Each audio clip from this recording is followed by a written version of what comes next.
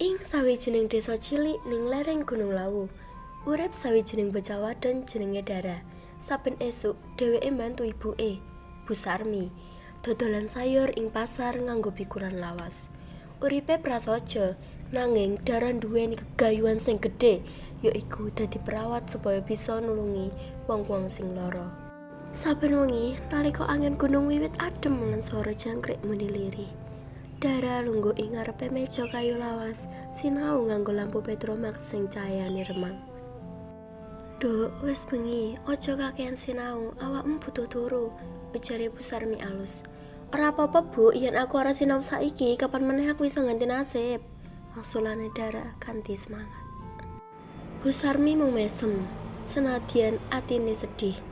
Dheweke ngerti anake nduweni cita-cita gedhe, nanging kahanan uripe ora gampang.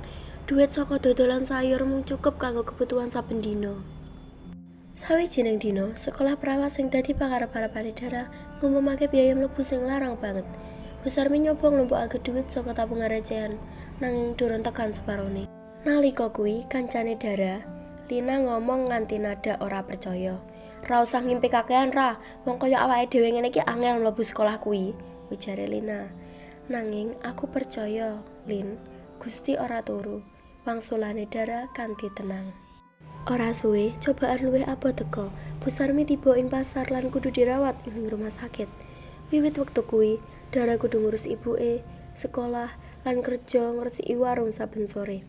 Kadang dheweke nangis tanpa swara, mung ndeleng langit sing peteng. "Bu, aku ora bakal nyerah," bisike pelan nalika nyekel tangan ibuke ing ranjang rumah sakit.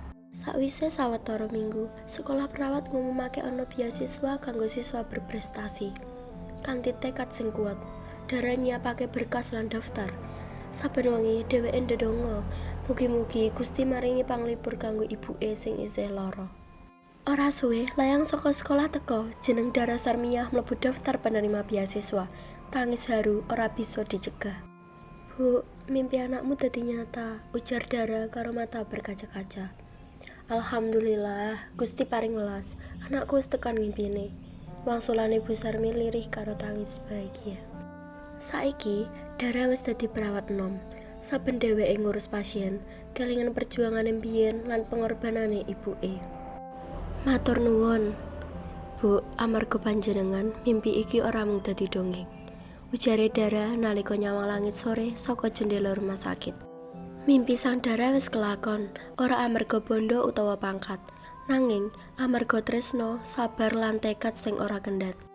Pesan moral: saka kesederhanaan lan ketulusan bisa lahir kekuatan sing ora ketok. Yen ati tetep sabar lan ora nyerah, Gusti mesti maringi dalan kanggo ngayuh mimpi sing becik.